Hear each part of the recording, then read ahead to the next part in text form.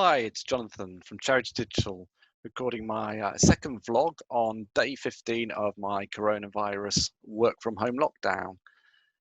I've got three things I'm going to talk about this week. I'm going to spend most of the time on fundraising, which I think is a really interesting area at the moment. I'm also going to point out some resources which I think could be really, really helpful to you. I'm going to share a little bit more about my work from home experiences and a tip which I'm hoping could be super useful to you as well. It's certainly worked for me. But first of all, let's talk about my background. It's spring, so that's why I've got cherry blossoms showing today. And I also wanted to reflect that I'm actually feeling really positive.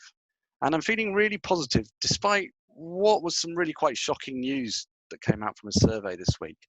And that was that charities are expecting a 48% drop in their public fundraising income during the period of the expected lockdown of about 3 months.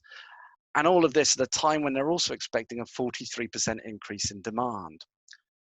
So you're probably thinking, that's pretty depressing, isn't it? And I guess on one hand it is, but at the same time, I'm really feeling positive because I'm getting the sense of the fight back starting. What I was feeling through March, feeling far too much, was that a lot of the charities were furloughing a lot of people. There's evidence that says a lot of fundraisers have been furloughed, and so I was really, really concerned because how do you raise funds if you've got no fundraisers? Yes, you're going to save money, but you're not going to deliver any of your services if you've got no funds. But this week we saw things like Project Everyone, a really fantastic virtual conference with some 11 hours of live content, which has all been recorded and is going to be made available to you, talking about how you can actually approach fundraising in this environment. Of course, it all needs to be digital, but there are some great digital tools out there, and I really firmly believe they can make an impact. So I really want to encourage everybody today who's listening to this to actually start to use some of the resources. So we had talks from people like Jasmine Adams of Global Giving, Alex Lloyd Hunter of Forward Action. He was looking a lot at how you use some of the social media platforms. Our own Chris Hall was talking about fighting crisis with content. And Zoe Amma was talking about how, as a leader, you actually lead your charity through these challenging times as well. So though it probably feels really maybe depressing and down for those of you who are in charities, and I can imagine it is tough at the moment. I'm not trying to make glib or light of this at all. I personally feel it's really important that we now take a positive stance and actually look at the actions that can be done. And here at Charity Digital, we're here to back you. We're here to support you all the way to make that possible. Going back to the Project Everyone content, that will very shortly be made live through recordings. So the live recording actually happened on April the 2nd, but the recordings will be made available hopefully by the time that this is broadcast. And at Charity Digital, we will publish the links to all of that content as well so that you can access it as easily as possible. I should also point out we've got our next webinar coming up, which is exactly on this subject of COVID-19, how you fight back. We're going to be touching a little bit more on work from home, but we're also going to be doing a lot more on fundraising. We're going to be a lot more on service delivery as well. And we will also point out some of the tools you might want to use. We've got links to a lot of them on the Charity Digital site. What I also wanted to point out was some of the other resources that I think could be really useful to you here and now. Charity Excellence, which is a really great framework which you can use to help benchmark yourself, also has a lot of resources that can be useful.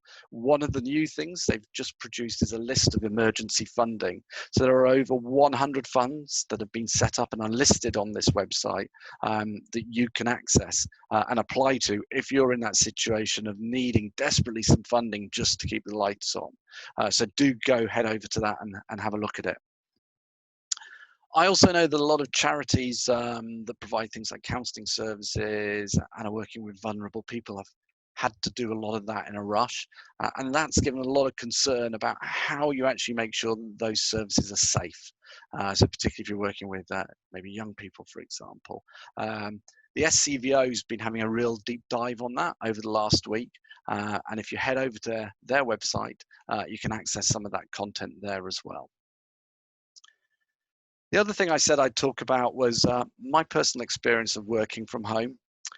So on and off over the years, I've actually worked from home a lot. Um, so I kind of like to think I've got used to it. I've developed some decent ways of being productive. But I've kind of had this nagging doubt over the last few weeks as we've headed into this lockdown. It's kind of started to bite more and more that I've just not been as productive as I'd really like to be. Um, and I was reflecting on why this actually is. And one of the sounds quite small but significant things I've done this week is I've turned off my WhatsApp alerts. I turned off email alerts long ago because these little window messages popping up going, "You've got a new email," were distracting the hell out of me and stopping me focusing on what I was trying to do. I realized this week, and I looked at one day and I'd got like 40 WhatsApp messages in a day. I realized WhatsApp has started doing the same to me. Endless funny videos, and I like them as much as the next person, but it's not super helpful when they pop up all day long. So I've just turned off my WhatsApp alerts so I can be a bit more productive. So that's really what I wanted to cover this week. I don't want to go on too long. These are meant to be short and snappy. I hope you find some of what I've talked about useful and helpful. And I hope that we can continue to support you both in raising more funds for your charity and helping you deliver your services digitally over the coming weeks. Thank you and goodbye.